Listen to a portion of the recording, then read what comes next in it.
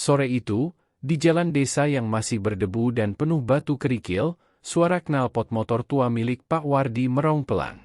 Motor butut berwarna biru pudar itu adalah satu-satunya harta berharga yang masih tersisa padanya. Sejak istrinya meninggal 3 tahun lalu, hanya motor itulah yang menemani setiap langkahnya ke sawah, ke pasar, hingga mengantar hasil panen yang tak seberapa. Motor itu bukan sekadar kendaraan, tapi saksi hidup perjuangan dan keringatnya. Sayangnya, hari itu menjadi awal dari kisah yang membuat banyak orang tersentak. Pak Wardi yang sederhana, tiba-tiba harus berhadapan dengan ketidakadilan yang mencengangkan. Di sebuah persimpangan jalan, 2 orang polisi berseragam lengkap tampak memberhentikan setiap pengendara yang lewat.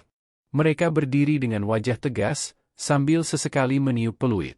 Beberapa pengendara yang dihentikan tampak pasrah, ada pula yang terlihat memohon-mohon.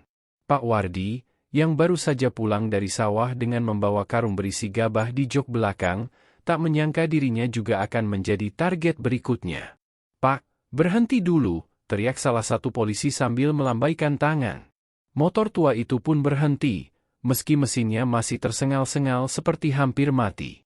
"Bapak tahu salahnya apa?" tanya polisi dengan nada tinggi. Pak Wardi kebingungan. Ia mengusap keringat di keningnya lalu menjawab lirih, "Saya tidak tahu, Pak. Motor saya memang tua, tapi masih jalan." Polisi itu kemudian menunjuk ke arah spion motor yang retak, lampu depan yang redup, serta knalpot yang berasap. "Ini jelas melanggar aturan lalu lintas. Motor Bapak tidak layak jalan. Kami harus menilang dan menyitanya sekarang juga." Dada Pak Wardi berdegup kencang. Motor tua itu adalah nyawanya. Tanpa motor itu, ia tidak bisa mengangkut hasil panen. Tanpa motor itu, ia tak bisa ke pasar untuk mencari nafkah. Dengan suara bergetar, ia mencoba menjelaskan, "Pak, mohon jangan disita, motor ini satu-satunya milik saya. Saya petani miskin, tak ada lagi yang bisa saya gunakan. Kalau memang salah, saya siap ditegur, tapi tolong jangan ambil motor saya." Namun, bukannya luluh, polisi itu malah menatap sinis. "Peraturan tetap peraturan, Pak. Kalau Bapak keberatan, ikut ke kantor." Polisi satunya menambahkan, "Atau, kalau Bapak mau cepat selesai, ya tahu sendirilah." Kata-kata itu jelas sindiran agar Pak Wardi menyuap. Jantung Pak Wardi serasa diremas. Ia memang membawa sedikit uang hasil menjual sayuran tadi pagi, tapi itu pun hanya cukup untuk membeli beras beberapa hari ke depan. Jika ia memberikannya, keluarganya tak bisa makan. Jika tidak, motornya akan disita. Pilihan yang kejam dan menyakitkan. Dengan mata berkaca-kaca, ia mencoba memohon lagi, "Pak, saya mohon, motor ini peninggalan almarhum istri saya. Jangan diambil. Kalau harus ditilang, biarlah saya tanda tangan, asal motornya jangan dibawa." Keributan kecil itu mulai menarik perhatian warga sekitar. Beberapa orang berhenti dan memperhatikan. Ada yang berbisik-bisik, ada pula yang merekam dengan ponsel. Polisi yang merasa gengsinya mulai terusik justru semakin keras suaranya. "Jangan banyak alasan. Ini aturan. Kalau semua orang melanggar, lalu lintas jadi kacau," bentaknya. Pak Wardi hampir kehilangan harapan. Tapi tiba-tiba, sesuatu terjadi. Dari arah jalan besar, suara mobil berderum mendekat. Mobil itu berhenti tepat di dekat kerumunan. Seorang pria turun dengan langkah tegap, berpakaian sederhana tapi rapi. Wajahnya penuh wibawa, meski tidak memakai seragam. Orang-orang langsung berbisik mengenalinya, dia adalah putra asli desa yang kini menjadi pengusaha sukses di kota. Namanya Pak Damar. Tanpa basa-basi, Pak Damar mendekat dan berdiri di samping Pak Wardi. "Ada apa ini? Kenapa petani tua seperti beliau diperlakukan seperti penjahat?" tanyanya tegas. Polisi yang tadi bersuara lantang tiba-tiba tampak gugup. Mereka saling pandang, lalu mencoba berdalih. "Kami hanya menjalankan tugas, Pak. Motor ini jelas tidak layak jalan." Pak Damar menatap tajam. "Jalankan tugas boleh, tapi jangan jadi alat pemerasan. Saya lihat jelas kalian menekan beliau untuk memberi uang. Kalian kira orang kecil bisa diperas seenaknya? Tidak di desa ini." Suasana mendadak hening. Orang-orang yang menonton semakin banyak. Kamera ponsel terus merekam. Polisi mulai gelisah. Tapi tetap saja, mereka berusaha mempertahankan gengsi. "Pak, tolong jangan ikut campur. Ini urusan kami dengan pengendara." Namun, kalimat itu justru memantik api. Dengan lantang, Pak Damar berkata, "Kalau kalian berani menyita motor ini, kalian harus berhadapan dengan saya dulu. Saya akan pastikan video ini viral. Dunia harus tahu bagaimana aparat memperlakukan rakyat kecil." Orang-orang langsung bersorak setuju. Ada yang berteriak, "Benar. Jangan rampas motor Pak Wardi." Ada pula yang meneriakkan, "Hidup petani." Polisi yang tadinya arogan kini mulai ketakutan. Tapi gengsi membuat mereka tak bisa mundur begitu saja. Ketegangan semakin memuncak. Pak Wardi gemetar, tak menyangka dirinya yang hanya petani miskin kini menjadi pusat perhatian. Matanya berkaca-kaca melihat ada orang yang membelanya. Hari itu, di jalan berdebu desa kecil, sebuah perlawanan terhadap ketidakadilan mulai menyala.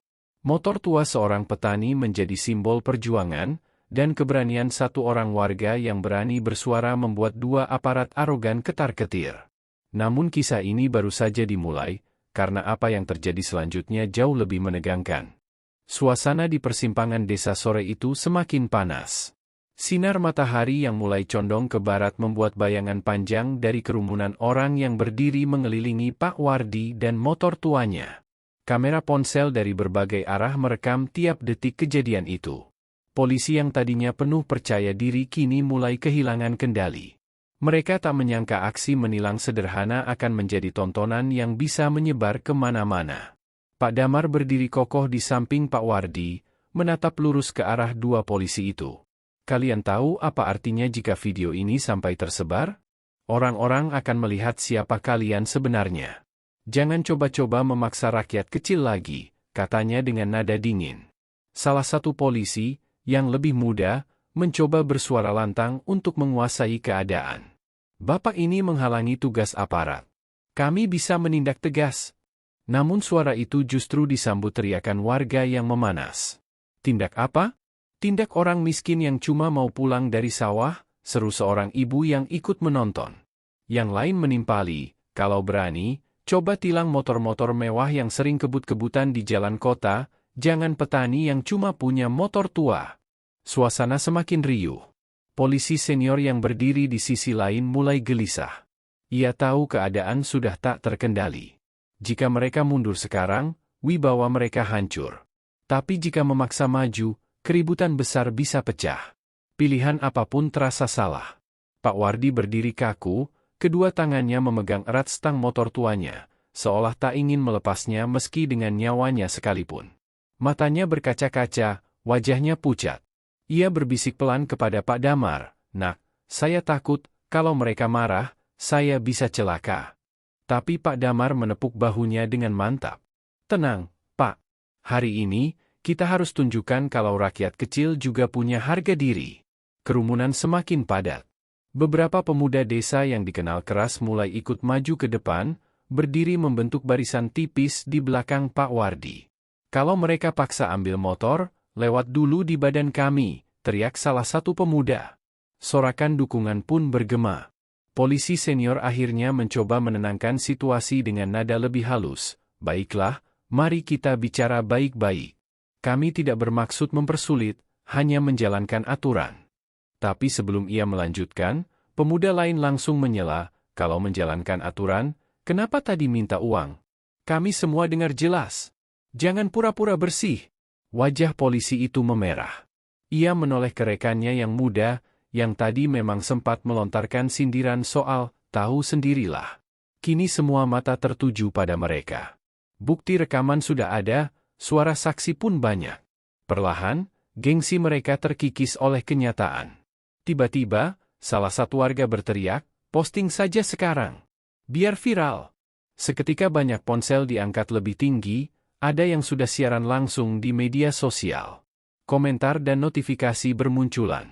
Nama desa itu perlahan jadi trending di dunia maya, meski orang-orang di lokasi belum sepenuhnya menyadarinya. Polisi senior semakin panik. Ia berusaha menarik napas panjang, lalu berkata dengan nada lebih lunak, "Baik, kami tidak akan menyita motor ini. Tapi mohon mengerti, aturan tetap aturan. Kami harus mencatat pelanggaran. Namun, justru ucapan itu disambut sorakan warga. Ah, cari alasan. Tadi mau sita, sekarang takut. Kalau memang aturan, kenapa baru sekarang? Kenapa pilih-pilih target? Teriakan warga membuat suasana seperti bara api yang disiram bensin. Pak Damar melangkah maju, berdiri di antara polisi dan warga. Semua tenang. Jangan anarkis. Kita tidak mau keributan. Kita hanya ingin keadilan. Suaranya lantang, memecah kegaduhan. Kerumunan seketika agak reda, tapi tatapan mereka tetap tajam ke arah polisi. Polisi muda, yang merasa harga dirinya diinjak, tiba-tiba berusaha mengambil tindakan. Ia maju dengan wajah merah padam, tangannya meraih stang motor Pak Wardi. Kalau begitu, saya bawa motornya sekarang, teriaknya. Seketika kerumunan meledak. Beberapa pemuda langsung menahan tangan polisi itu, mendorongnya mundur. Jangan sentuh motor ini. Berani macam-macam, kami lawan, teriak mereka. Tubuh polisi muda itu hampir terjatuh, tapi rekannya cepat menariknya ke belakang. Situasi benar-benar genting, hanya butuh satu percikan lagi untuk menjadi kerusuhan. Pak Wardi hampir menangis, tubuhnya gemetar hebat. Motor tua itu tetap ia peluk erat seolah anak kandung. Di dalam kepalanya, terbayang masa-masa dulu bersama istrinya, ketika motor itu pertama kali dibeli dengan uang hasil panen jerih payah mereka berdua. Motor itu pernah membawa istrinya ke rumah sakit saat sakit parah. Motor itu pula yang mengantar jenazah sang istri ke pemakaman. Bagaimana mungkin ia bisa membiarkannya dirampas begitu saja? Air matanya jatuh, bercampur dengan debu di pipinya. Tangis Pak Wardi justru semakin membakar emosi warga. Lihat, polisi bikin orang tua nangis. Hati kalian batu apa? Suara-suara itu semakin keras. Polisi yang awalnya 2 orang kini tampak kecil di tengah kerumunan puluhan warga desa. Pak Damar lalu mengangkat tangan, memberi isyarat agar semua orang diam. Sudah cukup. Biar saya yang bicara dengan mereka. Ia menatap 2 polisi itu dalam-dalam. Kalian punya pilihan. Hentikan semua ini sekarang, minta maaf di depan warga, dan biarkan Pak Wardi pulang dengan motornya. Atau, bersiap menghadapi konsekuensi ketika video ini tersebar lebih luas. Saya jamin, karir kalian tamat. Polisi senior tampak goyah. Keringat mengalir di pelipisnya. Ia melirik ke arah warga yang siap merekam setiap kata-katanya. Akhirnya, dengan suara bergetar ia berkata, "Baiklah, kami minta maaf. Tidak ada penyitaan motor. Silakan Bapak pulang." Sorakan kemenangan menggema. Warga bersorak, menepuk-nepuk bahu Pak Wardi. Beberapa pemuda bertepuk tangan keras. Pak Wardi terisak, tubuhnya lemas, tapi hatinya terasa hangat. Motor tuanya tetap bersamanya. Namun, cerita belum selesai. Meski polisi itu mundur, rasa malu mereka membekas. Dalam hati mereka berjanji akan membalas. Sementara itu, video kejadian sore itu mulai tersebar luas di media sosial, ditonton ribuan orang hanya dalam hitungan jam. Judul-judul provokatif bermunculan, polisi arogan dipermalukan warga desa, petani tua menangis, motor butut jadi simbol perlawanan. Malam itu, di rumahnya yang sederhana, Pak Wardi duduk di samping motor tuanya. Ia mengusap bodi berkaratnya sambil berbisik, "Kau tetap di sini, kawan lama. Kita masih bisa bersama." Tapi jauh di lubuk hatinya, ia tahu badai belum berakhir. Apa yang terjadi sore tadi hanyalah awal dari sesuatu yang lebih besar. Dan benar saja, keesokan harinya, keadaan berubah drastis. Polisi tidak tinggal diam. Mereka membawa masalah ini ke tingkat yang lebih tinggi. Dan yang menanti Pak Wardi dan warga desa bukan lagi sekadar tilang, melainkan sebuah pertarungan panjang melawan kekuasaan. Keesokan paginya, desa itu mendadak ramai tak seperti biasanya. Jalanan kecil yang biasanya hanya dilalui truk pasir dan motor petani, kini dipenuhi wartawan lokal. Mobil-mobil berlogo media berhenti di depan balai desa. Mikrofon, kamera, dan drone beterbangan. Semua datang untuk satu hal, liputan kasus viral tentang Pak Wardi dan motor tuanya. Pak Wardi, yang biasanya berangkat ke sawah selepas subuh, pagi itu hanya duduk di beranda rumah. Ia bingung, resah, sekaligus takut. Sejak semalam, telepon dari kerabat dan tetangga tak berhenti berdatangan. Semua membicarakan dirinya. Ia tidak pernah bermimpi menjadi pusat perhatian seperti ini. Yang ia mau hanya sederhana, motor tuanya tidak disita. Tapi kini, kasus itu menjadi besar, seakan menelan dirinya ke pusaran yang lebih dalam. Pak Wardi, bagaimana perasaan Bapak setelah diperlakukan seperti itu? Tanya seorang wartawan sambil menodongkan mikrofon. Wajah Pak Wardi bingung, lidahnya keluh. Untung ada Pak Damar yang datang menenangkan. Sudah, jangan dipaksa. Bapak Wardi hanya petani biasa. Biarlah saya yang bicara. Lalu dengan suara lantang, Pak Damar berkata di depan kamera, ini bukan hanya tentang motor tua. Ini tentang harga diri rakyat kecil. Aparat seharusnya melindungi, bukan menindas. Jika hari ini kita diam, besok akan ada Pak Wardi lain yang jadi korban. Perkataan itu menggema di media sosial, dipotong, diunggah ulang, dan menyebar ke seluruh negeri. Ribuan komentar berdatangan, sebagian besar marah dan simpati. Kasihan bapak tua itu. Polisi seenaknya. Motor tua lebih bermartabat daripada aparat korup. Hashtag motor tua Pak Wardi trending di media nasional. Namun, tak semua orang senang dengan viralnya kasus ini. Di kantor polisi kabupaten, 2 oknum polisi yang kemarin terlibat dipanggil atasannya. Wajah mereka pucat pasi. Sang Kapolres, dengan suara menggelegar, menghajar meja kayu di hadapannya. Kalian bikin malu institusi. Gara-gara ulah kalian, nama kepolisian tercoreng di depan publik. Kalian tahu video itu sudah ditonton jutaan orang? Keduanya hanya bisa menunduk, keringat bercucuran. Mereka mencoba membela diri, kami hanya menjalankan tugas, Pak. Tapi Kapolres tak sudi mendengar alasan. Menjalankan tugas atau mencari keuntungan? Saya sudah terima laporan, kalian minta uang sogokan.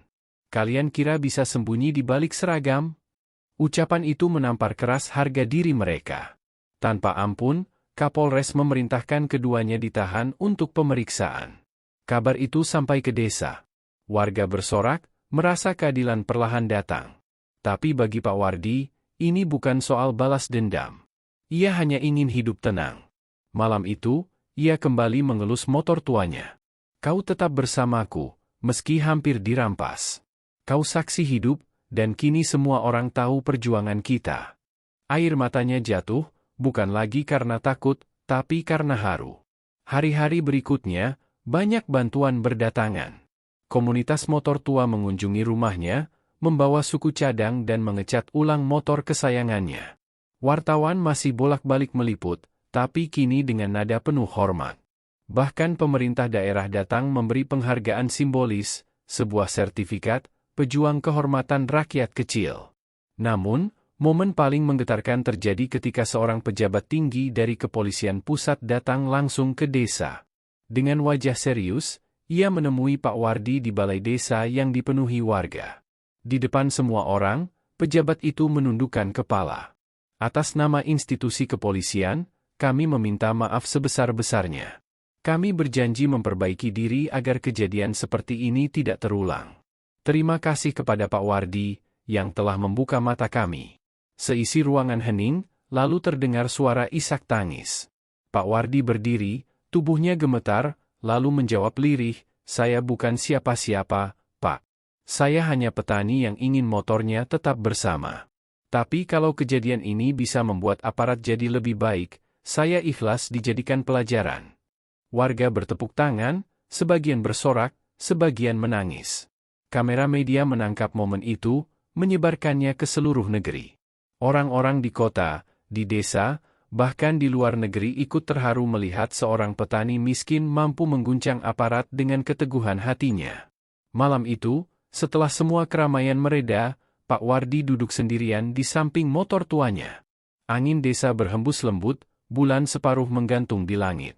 Ia tersenyum, untuk pertama kalinya dalam hidupnya merasa benar-benar dihargai. Motor tua itu kini bukan sekadar kendaraan, tapi simbol perjuangan rakyat kecil melawan kesewenang-wenangan. Dan kisah itu pun ditutup dengan satu kenyataan yang tak bisa dibantah. Kadang, kekuatan terbesar bukan datang dari uang atau jabatan, melainkan dari air mata tulus seorang petani miskin yang berani mempertahankan harga dirinya.